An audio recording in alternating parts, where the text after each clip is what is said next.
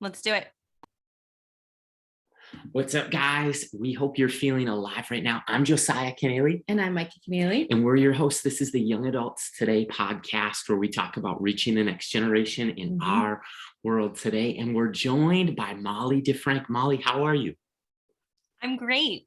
So good to be here. Thanks for having me. Oh, you bet. Welcome to the show. And you guys know the drill that we launch new episodes every Monday morning. We want to help you start your week and your season out strong. And so thanks for subscribing, rating, reviewing, listening, and sharing this conversation. Today, this episode is for you if you are ever feeling overwhelmed, inundated, addicted, or anxious to your screen, to your mobile device, to technology. Maybe you're in a house where you've got littles and the struggle's real sometimes. And so we're going to dive into a conversation with Molly DeFrank. She's the author of Digital Detox, the 2-week tech reset for kids. And I would add for parents, for pastors, for leaders, for adults. But Molly is the mother of 6 in Fresno, California. She and her husband made the decision to detox their screen addicted kids and their family.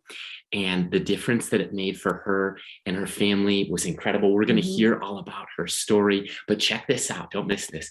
When the detox was over, her kids actually thanked her. So if that doesn't intrigue you as the listener today, we're going to have some fun and some just good needed conversation to talk about technology, maybe some of the benefits, but the drawbacks, the pitfalls as well. And so, Molly, if you would, can you take us to the place where you share some of maybe your story, your journey of life and leadership, and stumbling across this idea of a digital detox? Yeah, absolutely. So I'm born and raised in Southern California, and then I went up to college in Northern California where I met my husband, and we married like approximately 30 seconds after graduating. And then I worked in Sacramento. We lived up there while my husband was in law school. And I worked for Governor Schwarzenegger for a little while. And then a couple years later down the road, I love it. You're missing Josiah flexing if you're listening to this. And not inspired by his workouts. Totally. But yeah, that was a great experience. And then after working for several years, quit my full-time job after being a working mom and stayed home to raise kids. And I was just telling Micah actually that having 2 kids under 2 was the hardest time of my life. And we have 6 now. So if you're listening and if you're a parent and you've got littles and you're struggling, the struggle is so real, and it won't be like this forever, I promise. But so we moved back down to Fresno, and we're active in our local church. We love our church. And we just kept having kids. So we have 4 biological kids. We knew we wanted to play a part in orphan care thing that God calls us to. And we didn't know what that looked like. But after kind of knocking on doors and figuring it out, we became foster parents about 4 years ago. So we've had a lot of kids come in and out of our home. We have 2 kids with us right now permanently through foster care, and we've had a lot more. So that's us in a nutshell. We're very busy, but really rich and full of life and blessing and all the things.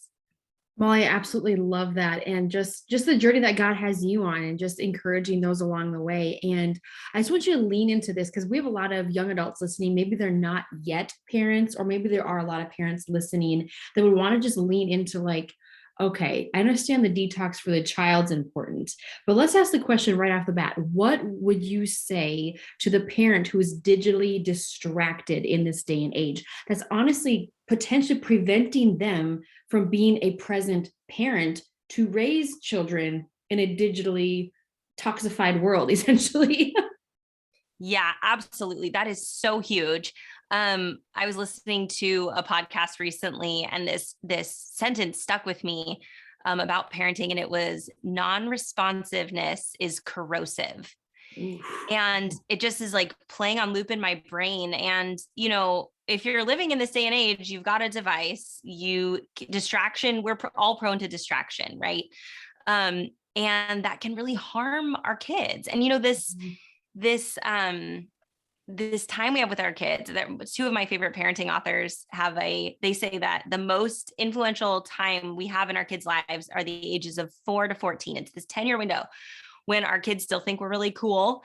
And they're looking at us. How do you think, what do you think about this, mom and dad? Like, they're deciding what to think about the world based on what you think about the world. But today, and that's how it's kind of been historically, but today we are so quick to relinquish that influence, that powerful role, that God-given role that we have.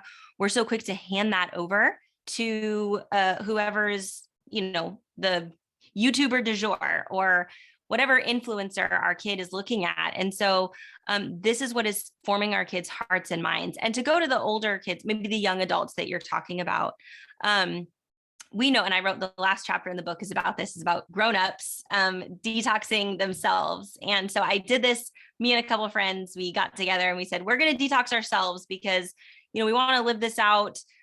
This thing that we're doing with our kids, we want to live this out too in our own lives. So, but what we found is that we had to really modify it because technology is such an integrated part of our lives. We, if you're working, you can't you can't not check your email for 2 weeks, you get fired, and Right. I talk to my kids' teachers, I do banking and grocery shopping and all these things online. So we modified it and made it work for us. So I kind of gave up social media. I say kind of because that's how I reach parents. That's how I connect with parents to help them. So I'm like, well, I'll post content and I'll spend, 5 or 10 minutes a day responding, and then that's it. So I love helping families, parents, even young adults do this too. I've actually talked to a lot of photographers who say that Instagram is a struggle for them because that's how they market. That's their business. That's how they, share and earn an income. And so they're like, I don't want to be on it so much. But the beautiful thing about the detox is it's not about eliminating all technology forever. I've yet to come across anyone who wants help with this, who wants to just completely go off the grid. People want some technology. It's just, it's become too much. What it's about is it's about taking a break and then taking the time to put technology back in its right place in our lives. And that's going to look a little different for everyone. But as another author put it, the best relationship with technology begins with none at all. Right. And most of us find that, we want some, but there's too much, and tweaking those minutes every day, it's not really working, trying to monitor it as we go, it doesn't work. So that's why I recommend this like cold turkey break.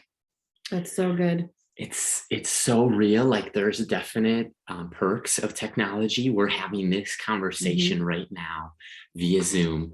We're able to have a podcast that connects with a national and international or global audience. So there's definite benefits. You can find information, you can have transforms, lives in that regard. And yet there is this component that too much of it can be really toxic to the soul. And so, in our own journey, and I've shared this in other episodes where I would just say that a few of the things that I found is at different times, I've charged my phone in our bedroom. And then I wake up and the first thing, check social or check email or check text. And I feel then behind the rest of the day. And just a few simple fixes of charging our phone in like the kitchen. And not using it as a, alarm clock. Yep. So, that was a big move for me. And I feel more alive. I feel healthier, more alert, more awake, less anxious, less stressed. As a parent, I feel more present as a spouse. And then work starts and I can use it throughout the day. But one of our things that we just like to say is we want to create more content than we're consuming. And you can probably relate with that as well. But I just follow up, like for us as leaders and as parents, possibly, or future parents, what is really at stake in the development of children, teens, adolescents, or young adults, like especially when it comes to maybe it's chemically, maybe it's digitally, like what's at stake, Molly?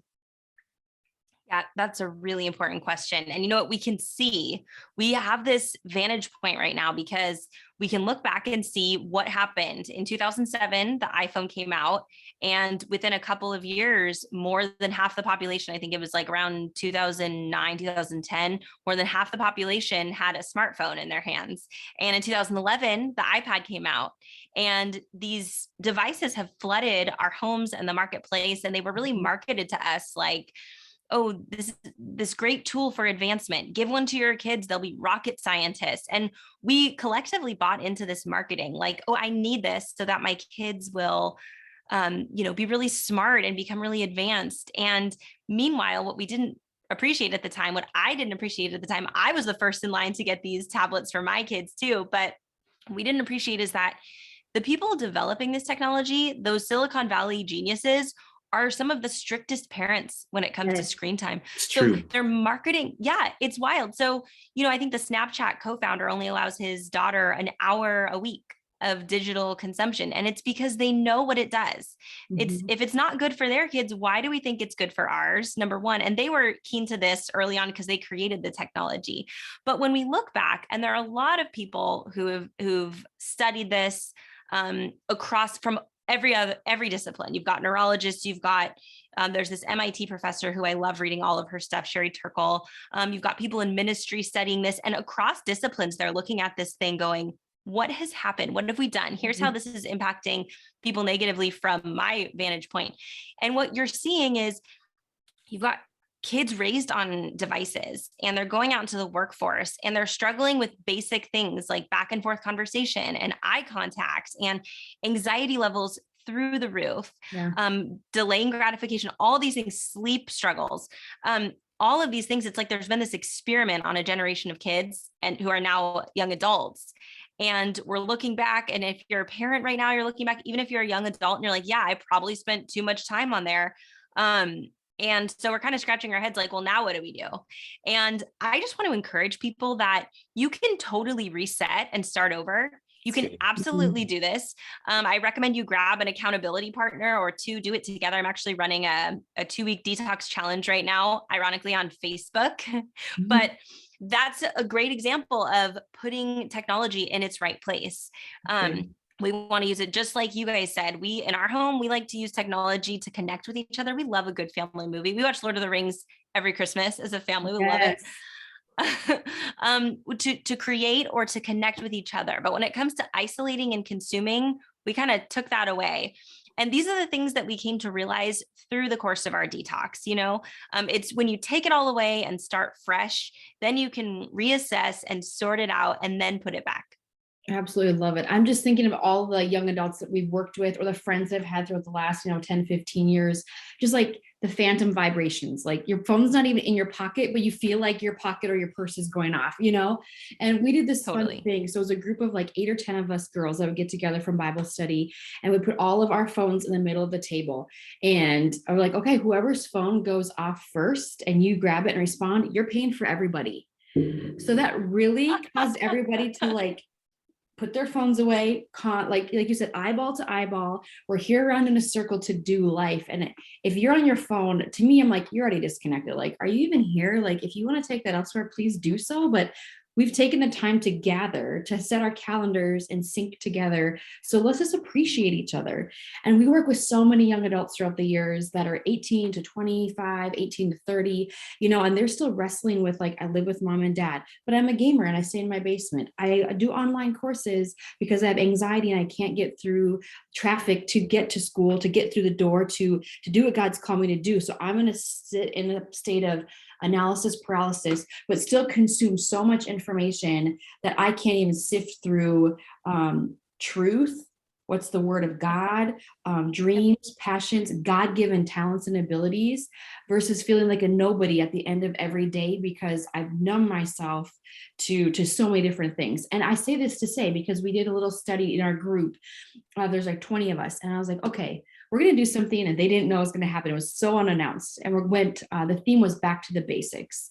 What does it mean to get back to the basics of the word of God, to pray, to hear his voice, to read and be present and still, to hear his voice, And I was like, okay, everybody, can you guys just please pull out your phones, go to the settings and find out how many hours you've consumed just this past day. We had 20 young adults, and we added up all the hours within 24 hours of them on their phones. 336 hours came through. That's 2 weeks, 2 weeks of watching and consuming. That's about 20 to 25 students were in the room, and they're like, what am I doing with my life? Yep.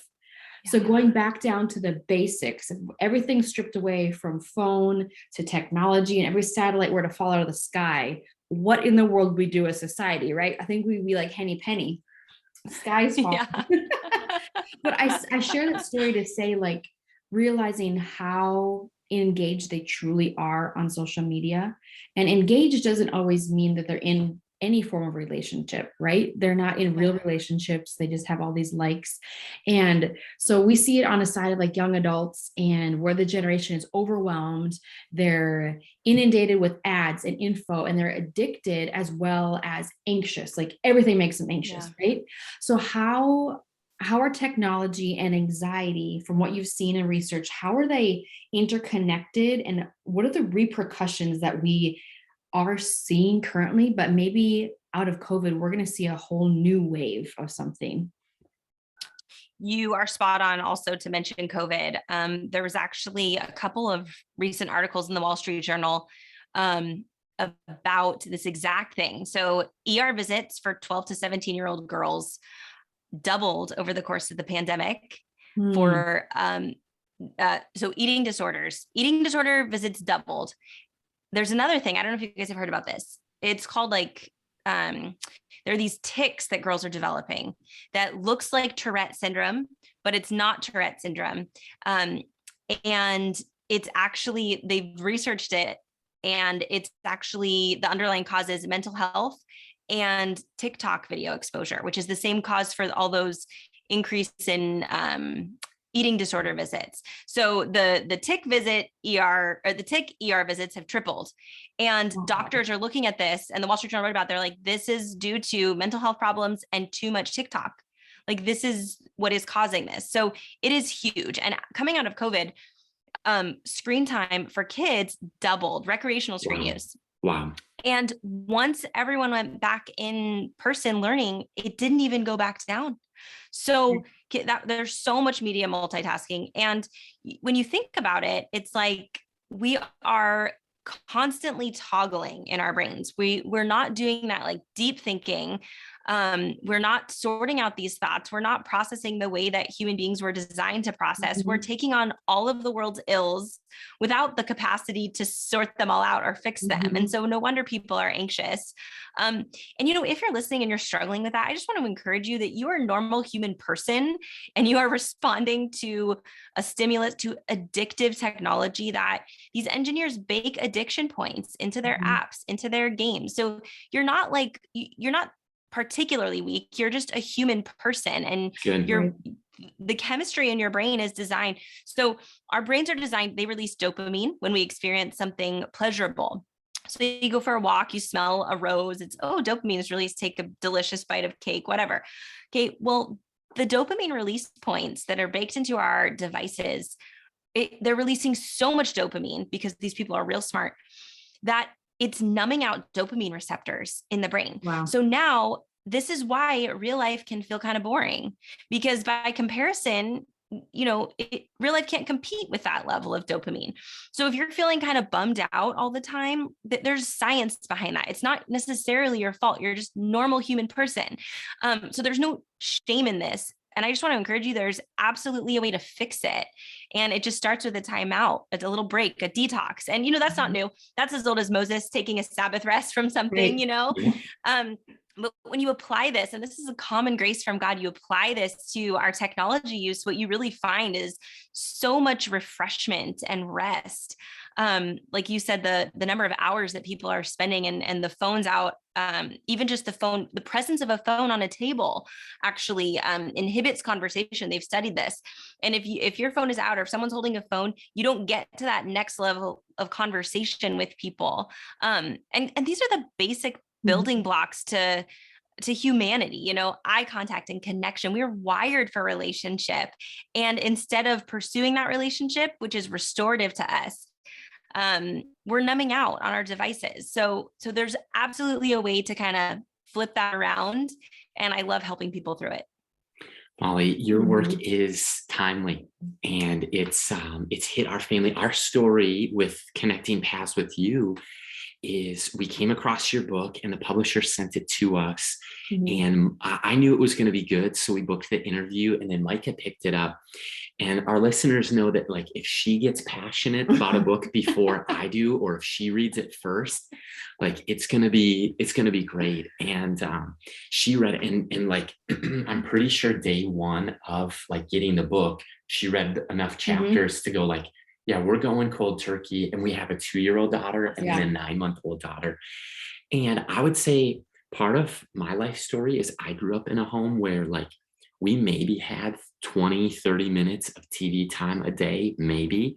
And it was like, I didn't thank my mom for it. And now I am, like, I'm going back and thanking my mom. And, but I look at, like, maybe smartphone usage is more of advice for me, because it connects with so many different people, or there's, like you said, the dopamine. But for our daughter, we would allow like some TV, and we had some, I would say, pretty strict or rigid limits, but we just like, hey, and our story, and you could speak to this more, Micah, but she has not in a month asked for any TV. Right. And so we haven't gone back to it. And we're just like having those conversations now as a married couple and as a family, like, what is a healthy relationship with technology? And would you share anything else about that? Well, I just think that we were just experiencing some outbursts. Like I would hear her crying in her room at night, and she was like she was like dreaming. She's like, Minnie. I'm like, okay, you were watching way too much Mickey Mouse Clubhouse. If you're dreaming about Mickey and Minnie and me shutting it off in your dream, because every time we were shut off the TV, it was like you wrote in the book, like there were those meltdown moments when it was just like, ah! And I'm just like, okay, this is not okay. And if we don't like nip this in the butt right now, I don't want to know who you are or what you're going to turn into when you're 13. Like this behavior, because you read in the book, Molly, about like what are we seeing in this day and age? We're seeing people, their outbursts not line up with their ages. I know that you wrote about that, like throwing tantrums. You're 12 years old and you're throwing a tantrum like a 3-year-old, so like all these different things, they can't maintain and comprehend and express their emotions, use words for their feelings. And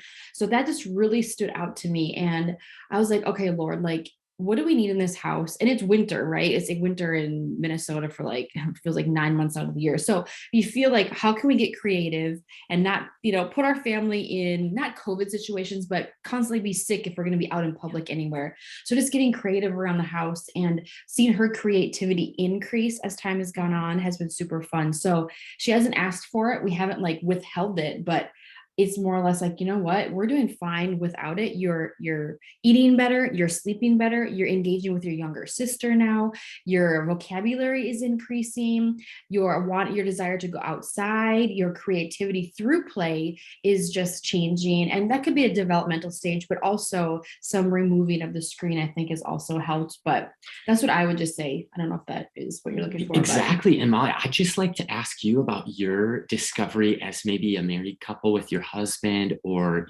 6 kids as a family. What change have you noticed in your marriage, with your kids, in your family, after doing a digital detox? Would you be open to sharing some of that? Absolutely. Cool. Yeah, for sure. First of all, I just want to commend you guys. It's so amazing that you're on the ball so early. My only regret about our detox is that I didn't do it sooner. Wow. You are totally in the trenches with the 2-year-old and 9-month-old. And I really heavily relied on tech use for my kids when they were those ages. And I just think it's awesome. I feel like the tide is turning. I think younger parents are starting to see that they don't want to repeat what the last generation did, So I think that's so encouraging, especially for believers, because we have something, that relationship aspect that we know is the key to everything, which I guess goes to answer your question, Josiah, which is that the biggest thing we noticed is we had never experienced so many great connective moments as a family as we did post detox. And I do not want to pretend that everything is all perfect. We still parent normal human children and we are normal human adults. And so of course there is, sibling conflict and all kinds of crazy things, but it's like we removed this filter of like that next level, sibling fighting and, those tantrums you were talking about. So now we can break through to the heart because the kids aren't being numbed out. And one of the biggest things for us too, my husband had pointed this out. We assumed that the impact technology was having on our kids' moods and attitudes was kind of relegated to that just post screen time or just during screen time. But no, what we found when we took it all away is that it had been having an effect over the entire day. Yeah. And it goes back to, I didn't know this at the time, but it goes back to that dopamine thing. And especially if if you're parenting kids from trauma backgrounds, these are kids who were exposed to such high amounts of cortisol in the brain, that stress hormone.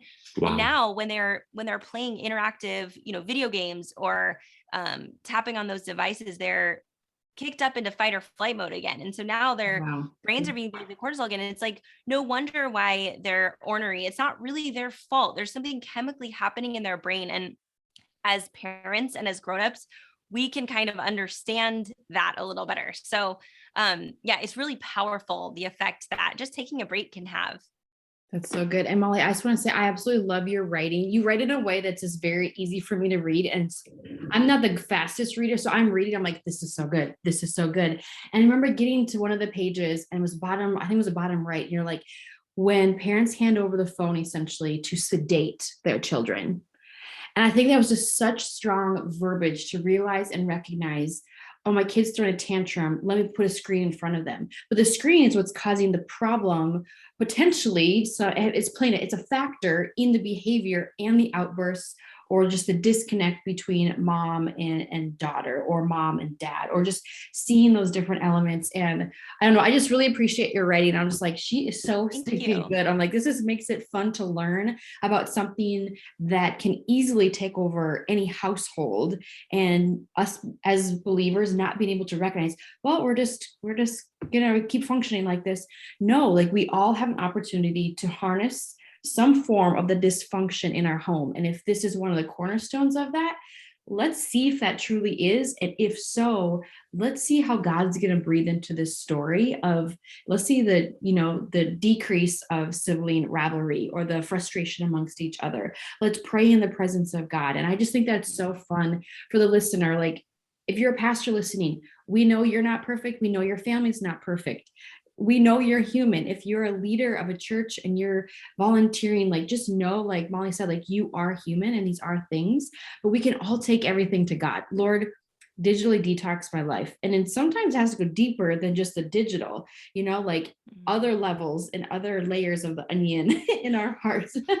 Well, and I just want to jump in and add that I feel and sense 0% shame coming from you in the book and coming from you in this conversation, Molly. Like, instead, I feel like you've kind of given a manifesto and a strategy that's here to help for the struggle. That's good. Yeah, I'm so grateful that you feel that, because this is definitely coming from a shame-free zone and full of humility. I can't even tell you how many times I handed over the device to my kids so I could finish a conversation, or, flipped on the TV so I could have another minute. But all the while, and we know this, we have that sinking feeling. It's like, oh, I'm going to pay for this later with the meltdown, or, you're kind of developing this dependency cycle for our kids, but there's totally a way out of it. So there's not such a thing as too far down the rabbit hole. It's, you can come back out on the other side of this thing. And I know, because I've gone all the way down and I've come back out, and, I've just seen my kids flourish. And I think one thing that holds people back is they think, gosh, I'm going to just, if you're older, I'm going to be so bored. What am I going to do with my time? Or if you're a parent of younger kids, you're like, what are my kids going to do? That's most of their time. That's their favorite hobby. But the beauty is that when you reset those dopamine levels, now you're giving your kids a chance to reawaken interest in the non-screen stuff, in the building blocks of life that have always been there.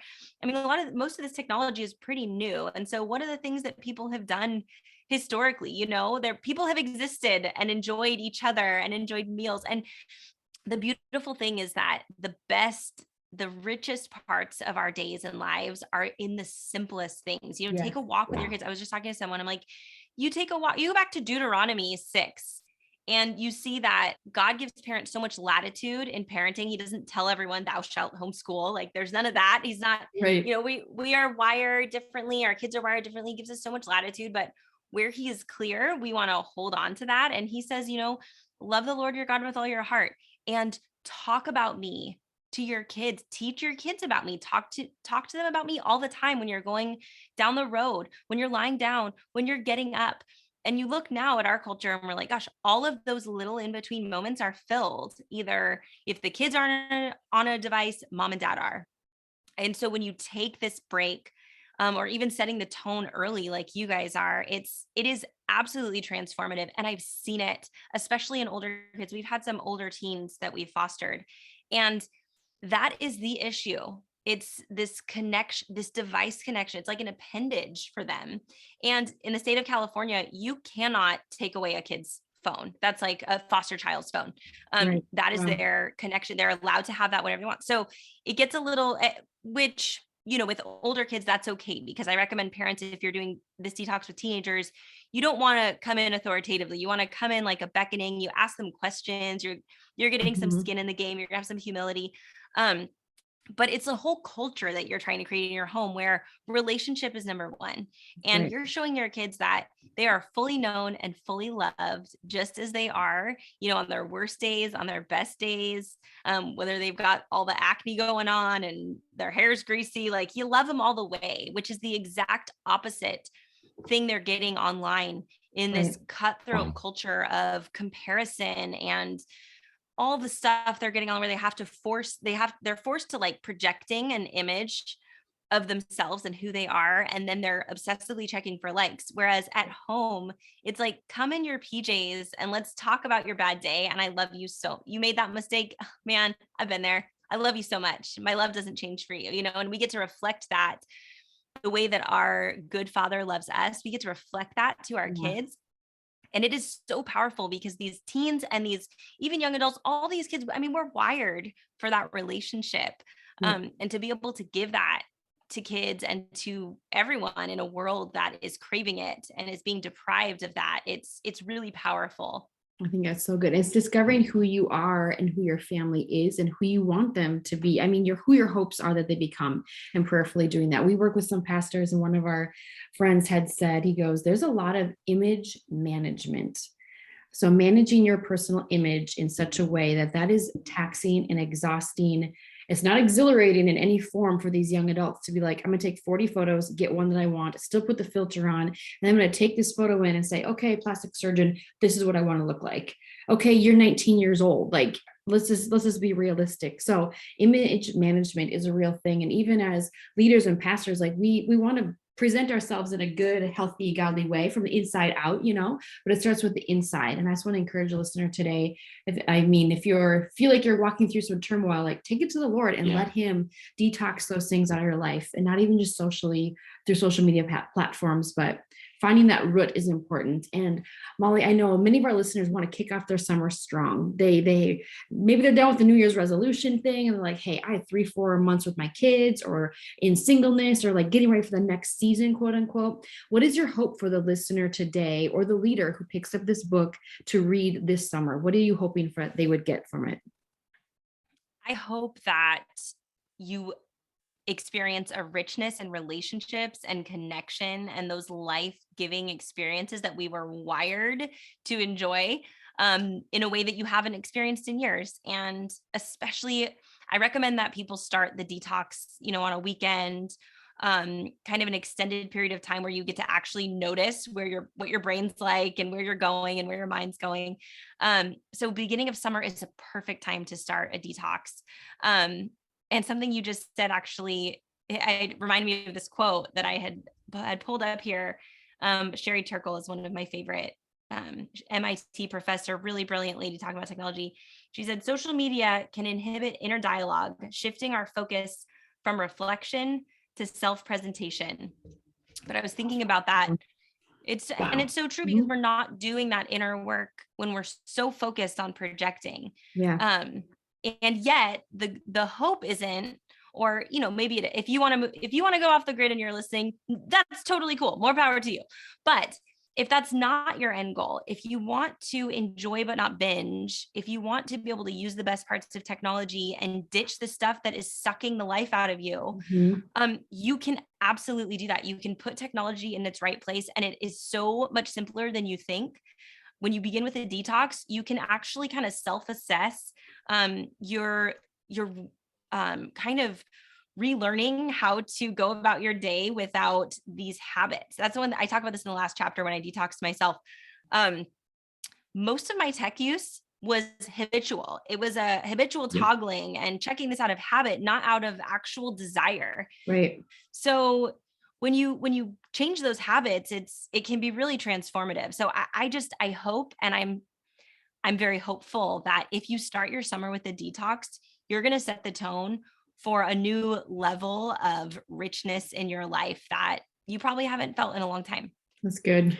I love that hope for us today that's available for the listener. And I would just share that this thing, Molly, like this, my device, it's been one of those journeys for me that I'm still in process on. It's kind of a eat the meat, spit out the bones situation, but there are bones.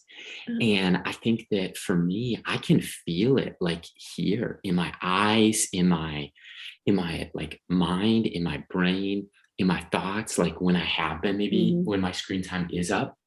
And when it is, there's this drawer in our kitchen, and like kind of some of our weekend routine is, and I'm just sharing this with the listener out of vulnerability or transparency to say, I'm with you in the struggle and on the journey and trying to find healthy ways to like reach people for Jesus, utilizing technology as a form of like globalization and evangelism. And at the same time, like, I don't want my family to suffer, or for my daughters to say like, yeah, dad was here, but he was tuned out and he was tuned into his phone. So like there's this drawer in our kitchen that I'll just put it in. We start our Friday usually with a pizza party, and I just feel good. I feel better. And our closest friends know that like, hey, if you do need to get a hold of me, like Micah will have her phone because it's not a vice for her. And so you can still get a hold of me, or if there is an emergency, like it's not like I'm off the grid or something like that. She's helped me. We'll be a lot. okay. Yeah, we'll be just fine. But I would just ask you, Molly, one more question of like zooming out, like within your home, because in your home, there's the next generation. Yeah. And then looking to like maybe broadly with some of the work and the life message that you're sharing with the world, what are you dreaming about? What are you excited for, or what are you hoping when it comes to the next generations, plural, like talking Generation Z, who's in middle school, high school, and college, maybe the alpha generation that are like maybe your younger kids or our kids, like what are you hoping for, excited about, or dreaming for the next generations? That's so good. Yeah, I'm honestly very hopeful about the next generation. My oldest, I think, falls into that Gen Z category, and she's so cool. She's 12, she's going to be 13. She's just one of the coolest humans. But I'm really hopeful because, to go back a generation, I guess I'm a millennial. Same. And okay, so a lot of people like to hate on millennials, but I think we're kind of awesome, which I know is also a millennial thing to say, to think you're really special. I second that. Awesome. Right? Okay. So one of the things I love about millennials is I feel like, especially in parenting, we are, and the dads are so powerful. And I think that millennial males are a little bit more like relationally aware and a little more emotionally connected. And fathers have such a critically important role in the home as leaders, and to reflect the good leadership and relationship and love of a father. I really am seeing that in the homes of our small group and their kids, and in my own kids with my husband leading.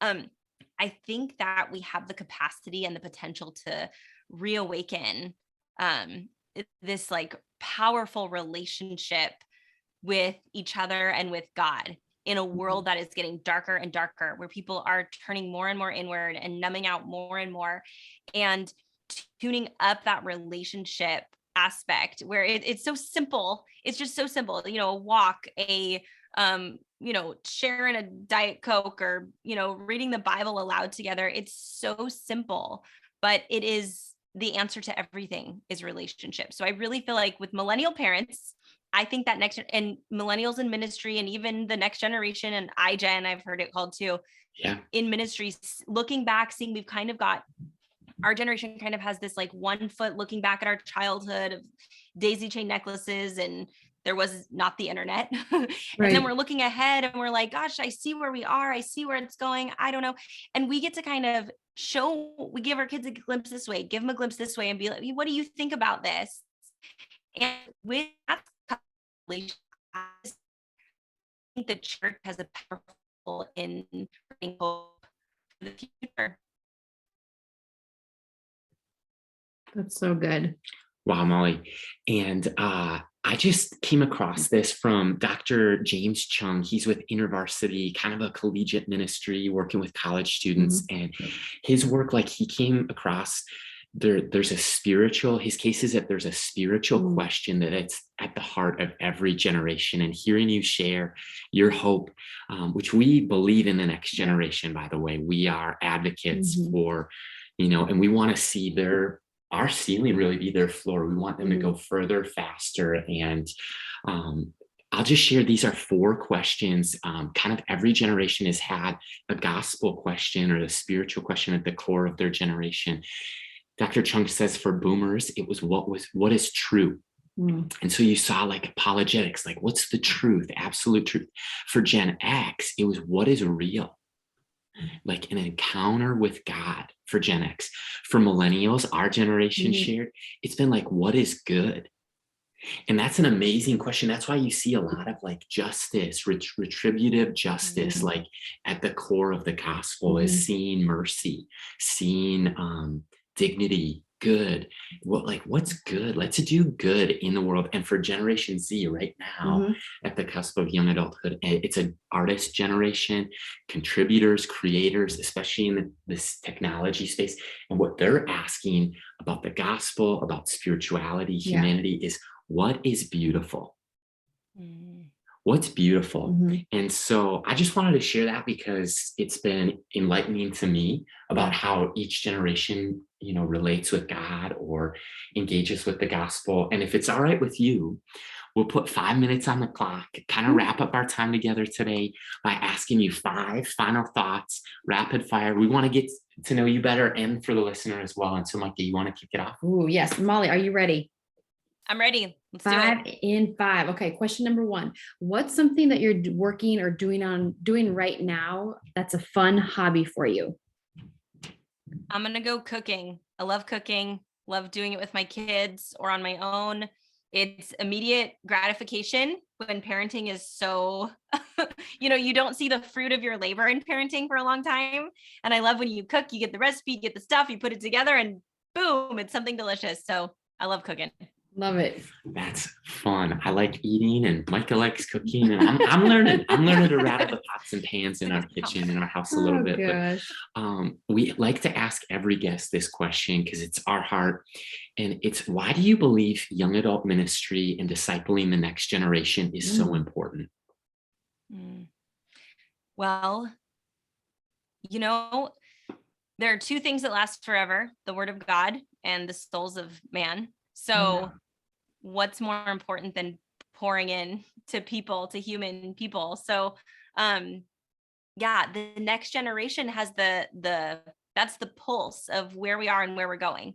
And to be able to equip people and love them with the love of God, and equip them to reach other people. I mean, that's the church, it's loving God, loving people. So that's how the gospel reaches the next generation. So it's everything. I love it. That's a great answer. Okay. Question number 3. This is a curveball. If you could ask Josiah and myself one question today, what would you ask us? Okay. I would ask you, because I'm so digital detox focused, what has been your favorite thing about your own digital detox with your kids? For me personally, I would say our daughter loves to read. So just seeing her come alive, like all these books, like she has this like mini library, and she just goes wild and crazy over it. So it's always read, read, and she goes to sign language for more. So I think just having that true like one-on-one time to see the excitement of her reading like the Bible stories, reading Winnie the Pooh, and just seeing her imagination run wild in a way that it's like it's not on a screen, but we're still telling stories through books. So I think just going back to the basics, I think is probably my favorite thing. And we've had dance parties. I say the second thing. Friday's our pizza party. Sunday we have dance parties in our house. So we will dance to Michael Bublé, and both girls love it. Our 9-month-old, she's kicking and just cooing and everything else. So it's been fun to like get creative and be like, this is a form of worship to the Lord, and everything we do should bring him honor and glory. And so it's been fun to just get extra creative and be like, yeah, we're going to be those crazy parents who run around Target yelling "we" on the cart as we're pushing it and like making sure we're not getting hit by a car in the parking lot. I love it. Mine. That's me. Hey, I'm a little kid at heart. And so I always do that. And I ask our daughter, like, who's having the most fun in this entire store? And she goes, Aurora. Yay, excited. And like a Target run can totally be fun. And my favorite part, Molly, and we have you to thank and honor for this. I really do believe that God helped us come across this, like while our daughters are still young. Mm-hmm. And while we're in a season of, and it can be stressful too, sometimes as a young family, like still learning how to parent. And I guess my favorite thing has been like going to the park, getting outside. Because here's the thing, for us in Minnesota, it's spring now. Like there's finally 50, 60, 70, 80 degree weather, and it's here to stay at the time of recording this episode. And like for us, it's kind of been a long winter.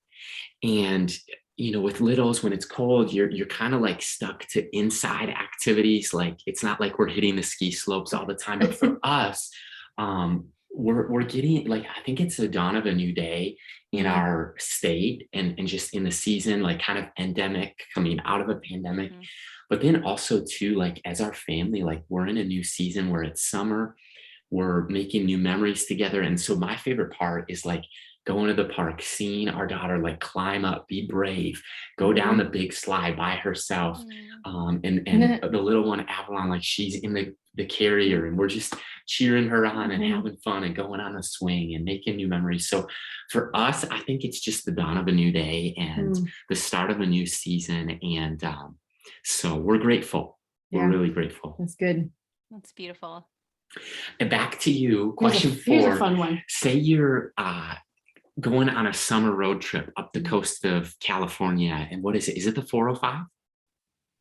Probably the 101. Okay, the 101. Or the one to be the coast, yeah. Yep. So let's say you're on the 101 and you've got the windows down and some good music going, and you're loading the car and you've got all your kids, or maybe it's a date, trip with your husband too. What's your go-to road trip snack? Okay, it's funny you ask this because we last week went to the coast. It was beautiful, just south of Santa Barbara. And we had to stop here for the best road trip snack ever, In-N-Out. Yes. In-N-Out burgers? Okay. Yes. It's so good. What do you get? Okay. So I get a grilled cheese. That sounds weird. It's basically a cheeseburger, but there's no meat on it. So it has like all the stuff, the yummy sauce and the onions and tomatoes and lettuce and all of it. And fries, of course. So it's just that I'm like getting hungry just talking about it. It's just the best. And I know it was funny too, because growing up in Southern California, my dad and I used to spend this during the summer, we would go boogie boarding in the middle of the week. And I had the stops memorized along the 101 in between my house. It's probably a 35-minute drive to the beach growing up. And there's like 2 or 3 exits. They're in and outs on the way. And so depending on how hungry my dad and I were, we'd be like, do we go to the Ventura Parkway? Or do we go to Carmen? How hungry are we? You're making another 5 miles. Yeah, exactly. That's exactly it. We love In-N-Out. That's good stuff. We don't have it in Minnesota. So when we get to the coast, that's where we go. Oh yeah. It's good stuff. That's where we ask our Uber driver to go. And then he's like, well, it's not really on the way. Like, we'll get you something too. I don't know if we're supposed to do that, but we did. But he can't say no. That's hilarious. All right, here's our last and final question. If you could leave the listener with one piece of encouragement today, what would you say to them? I would say a digital detox is entirely doable. It is simple and it will change your life. You don't have to be any type of person to do it. Anyone can do it. It is mind-blowingly simple, and the results will be so, so worth it. That's awesome. They're rewarding already for us personally. Yeah. So, and man, Molly, we share the belief in the next generation, of course, because God loves them and we love them. And they matter a ton to him. They matter a ton to us. And I would just say we share your hope for the listener, for the leader who's out there longing for the deep and meaningful relationships and connections. And our hope and prayer is that this conversation is one that maybe helps you evaluate what is your relationship with technology? What would it mean for you to have a healthy dose of a digital detox in your life, in your spirit, in your soul?